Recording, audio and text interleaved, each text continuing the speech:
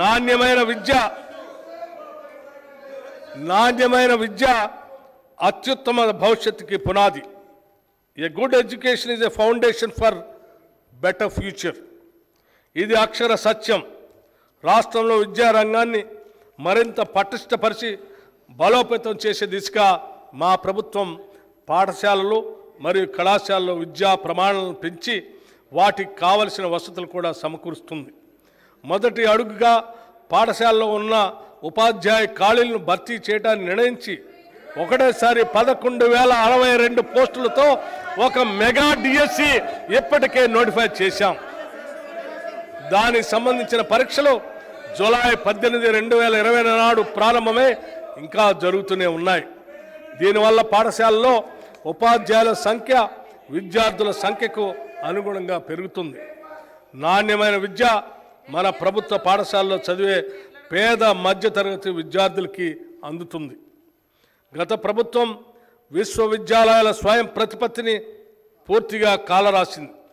వాటికి చాలా కాలం పూర్తి కాలం వైస్ ఛాన్సలర్స్ నియమించకుండా ఇన్ఛార్జీల నియామకంతో కాలం గడిపింది. దీనివల్ల విశ్వవిద్యాలయాల పాలన మరియు విద్యా వ్యవస్థ అస్తవ్యస్తమైపోయింది. మా ప్రభుత్వం ఇటీవల పూర్తి కాలపు వైస్ ఛాన్సలర్లను నియమించడానికి సెర్చ్ కమిటీలను కూడా నియమించాం. త్వరలోనే ఈ నియామకాలు పూర్తి చేస్తాం. విశ్వవిద్యాలయాల్లో మౌలిక సదుపాయాల కల్పనకై 500 కోట్ల రూపాయల నిధుల్ని ప్రతిపాదిస్తున్నాం.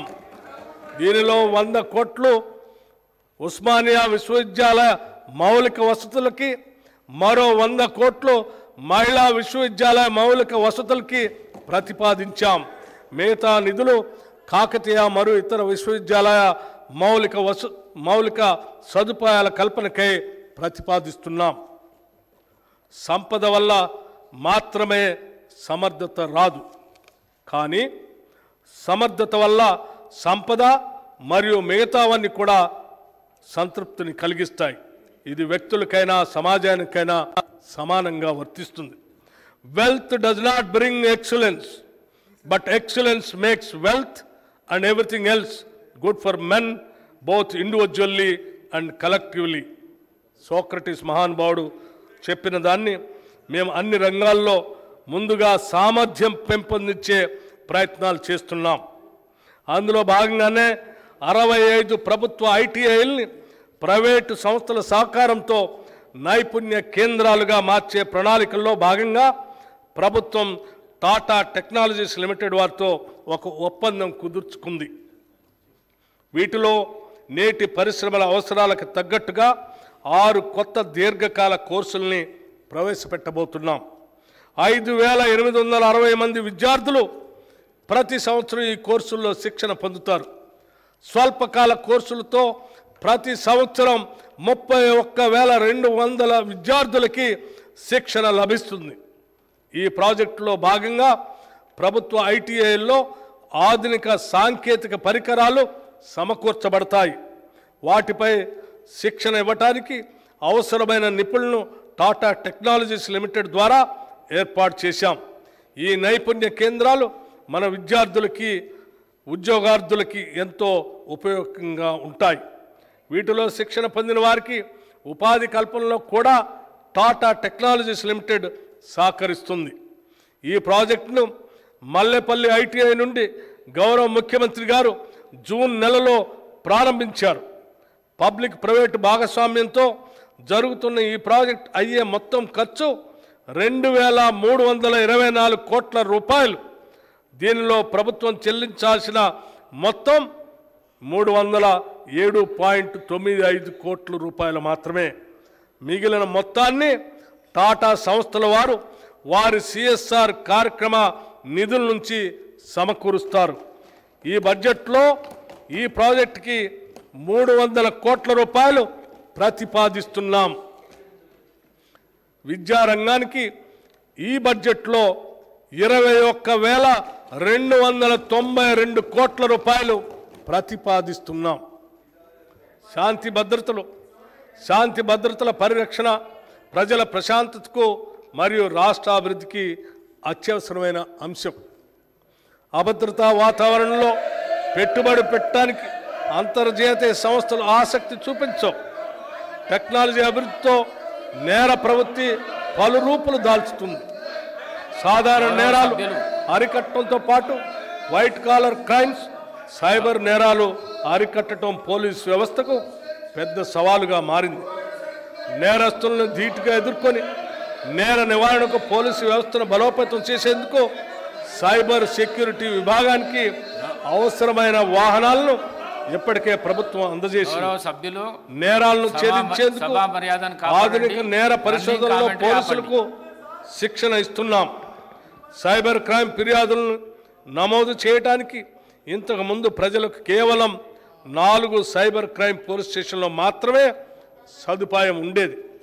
కానీ మా ప్రభుత్వం ఈ ఫిర్యాదుల్ని రాష్ట్రంలోని అన్ని పోలీస్ స్టేషన్లలో నమోదు చేసుకునేలాగా అవకాశం కల్పించాం. ఆన్లైన్లో సైబర్ క్రైమ్ ఫిర్యాదులు నమోదు చేసుకోవడానికి వెబ్సైట్ మరియు టోల్ ఫ్రీ నెంబర్కి విస్తృతంగా ప్రచారం కల్పిస్తున్నాం. CrPC, IPC, Indian Evidence Act స్థానంలో కేంద్ర ప్రభుత్వం ప్రవేశపెట్టిన కొత్త చట్టాలపై సరైన అవగాహన కొరకు సమర్థవంతంగా విధి నిర్వహణకు పోలీస్ సిబ్బందికి శిక్షణా తరగతులు నిర్వహించాం. మాదక ద్రవ్యాలపై ఉక్కు పాదం. మాదక ద్రవ్యాల వినియోగం చాలా ప్రమాదకరం. యువత దీని బారిన పడ్డప్పుడు దేశ భవిష్యత్తే ప్రశ్నార్థకం అవుతుంది. మా ప్రభుత్వం ఈ సమస్యను గ్రహించి అధికారంలోకి వచ్చినప్పటి నుంచి మాదక ద్రవ్యాల నియంత్రణకు ఒక జీరో టాలరెన్స్ పద్ధతిని అనుసరిస్తుంది. మాదక ద్రవ్యాల రవాణా, పంపిణీ, వినియోగాలపై ఉక్కుపాదం మోపే రాష్ట్ర ప్రజలను, అందులోనూ ముఖ్యంగా విద్యార్థులను ఈ మహమ్మారి బారి నుండి కాపాడటానికి వివిధ చర్యలను మా ప్రభుత్వం తీసుకుంటుంది. మాదక ద్రవ్యాల రవాణా మరియు వినియోగం చేస్తూ పట్టుబడిన వారు ఎంతటి గొప్పవారైనా, పలుకుబడి ఉన్నవారైనా ఉపేక్షించవద్దని అధికారులకి స్పష్టమైన ఆదేశాలు ఇచ్చాం. తెలంగాణ మాదక ద్రవ్య నిరోధక సంస్థ బలోపేతం చేసి ఈ బ్యూరోకి తగిన సౌకర్యాలు కల్పించాం. ఇటీవలే ఈ బ్యూరో అంతర్జాతీయ మాదక ద్రవ్యాల ముఠా కార్యక్రమాలను గుట్టుని రట్టు చేసింది. అన్ని పోలీస్ స్టేషన్ల పరిధిలోని విద్యా సంస్థలను స్థానిక పోలీసులు పరిశీలించేటట్లు మాదక ద్రవ్యాల నిర్మూలనపై విద్యార్థులకి అవగాహన కల్పించేటట్లు కార్యాచరణ ప్రణాళిక చేపట్టాం. విద్యా సంస్థల్లో మాదక ద్రవ్యాల కట్టడికి యాంటీ డ్రగ్ కమిటీస్ని ఏర్పాటు చేసి 4137 విద్యార్థుల్ని యాంటీ డ్రగ్ సోల్జర్స్గా ఈ ప్రభుత్వం నియమించింది. మాదక ద్రవ్యాల వల్ల జరిగే హాని పట్ల ప్రజల్లో అవగాహన కలిగించేందుకు సినీ రంగ ప్రముఖుల సహకారం తీసుకుంటున్నాం. మాదక ద్రవ్యాలకు సంబంధించిన కేసుల పరిష్కారానికి ప్రత్యేక కార్యాచరణ రూపొందిస్తాం. దీనివల్ల నిందితులకు త్వరితగతిన శిక్షలు పడి మాదక ద్రవ్య సంబంధిత కార్యకలాపాలకు పాల్పడే వారికి జంకు కలుగుతుంది. తెలంగాణలోని విద్యార్థుల తల్లిదండ్రులకు తమ పిల్లలు డ్రగ్స్ నుండి దూరంగా సురక్షితంగా ఉన్నారనే భరోసా కల్పించడమే మా ప్రభుత్వ ధ్యేయం. మా ప్రభుత్వం తెలంగాణ రాష్ట్రాన్ని మాదక ద్రవ్య రహిత రాష్ట్రంగా, డ్రగ్స్ ఫ్రీ స్టేట్గా చేస్తామని వాగ్దానం చేస్తుంది. హోంశాఖకి ఈ బడ్జెట్లో 9,564 కోట్ల రూపాయలు ప్రతిపాదిస్తున్నాం. రోడ్లు మరియు భవనాలు ఆధునిక ప్రపంచంలో రహదారుల ఆర్థిక వృద్ధికి జీవనాడులు. అందుకే తెలంగాణలో సమగ్ర రహదారుల పాలసీ తయారు చేస్తున్నాం. దీనిలో భాగంగా ప్రతి గ్రామ పంచాయతీ నుండి మండల కేంద్రానికి తారు రోడ్డు వేయటం, మండల కేంద్రం నుండి జిల్లా కేంద్రానికి 2 లైన్ల రహదారుల నిర్మాణం, జిల్లా కేంద్రం నుండి రాజధానిని అనుసంధానించేలాగా హైవేల నిర్మాణం చేయటం ఈ పాలసీ యొక్క ముఖ్య ఉద్దేశం. గత దశాబ్ద కాలంగా అపరిష్కృతంగా ఉన్న కంటోన్మెంట్లోని రోడ్ల విస్తరణకు మరియు ఎలివేటెడ్ కారిడార్ల నిర్మాణానికి మా ప్రభుత్వం ప్రాధాన్యతనిచ్చి రక్షణ శాఖ వారితో సంప్రదించి దానికి కావలసిన భూమి బదిలీకి వారి ఆమోదాన్ని కూడా పొందటం జరిగింది. ఇది నిజంగా హైదరాబాద్ మరియు రాష్ట్ర ప్రజలకి ఒక శుభవార్త.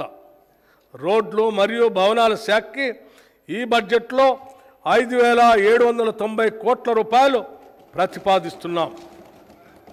గౌరవ అధ్యక్ష, చివరిగా మహాత్మా గాంధీ గారి మాటలు నేను ఈ గౌరవ సభకు గుర్తు చేయాలనుకుంటున్నాను. మనం చేసే పనులకి చేయగలిగే సామర్థ్యానికి ఉన్న అంతరం ప్రపంచంలోని సమస్యలన్నింటినీ పరిష్కరించడానికి సరిపోతుంది. The difference between what we do and what we are capable of doing would solve most of the world's problems. మనకు ఎంతో సామర్థ్యం ఉండి కూడా మనం దానిని 100% వినియోగించం. ప్రజల కష్టాలను తీర్చాలనే మహోన్నత సంకల్పం ఉంటే మన శక్తిని పూర్తిగా ఉపయోగించడానికి అది ఉపకరిస్తుంది. ఈ స్ఫూర్తితోనే మా ప్రభుత్వం పనిచేస్తుంది. 2024-25 బడ్జెట్ అంచనాలకు సంబంధించి 2024-25 ఆర్థిక సంవత్సరానికి మొత్తం వ్యయం 2,91,159 కోట్ల రూపాయలు. రెవెన్యూ వ్యయం 2,20,945 కోట్లు. మూలధన వ్యయం 33,487 కోట్లుగా ప్రతిపాదిస్తున్నాను. 2024-25 సంవత్సరానికి బడ్జెట్ ప్రతిపాదనలు సభ ఆమోదం కోసం ప్రవేశపెడుతున్నాను. జై తెలంగాణ, జై హింద్. 2024-2025 సంవత్సరానికి గాను వార్షిక ఆదాయం వ్యయ పట్టిక బడ్జెట్ను సభలో ప్రవేశపెట్టడం జరిగింది. శాసనసభ్యులు శ్రీ మాలోతు రామదాస్ గారికి జన్మదిన శుభాకాంక్షలు. శనివారము 27 జూలై 2024 తేదీన ఉదయం 10 గంటలకు తిరిగి సమావేశము అగుటకు సభను వాయిదా వేస్తున్నాను.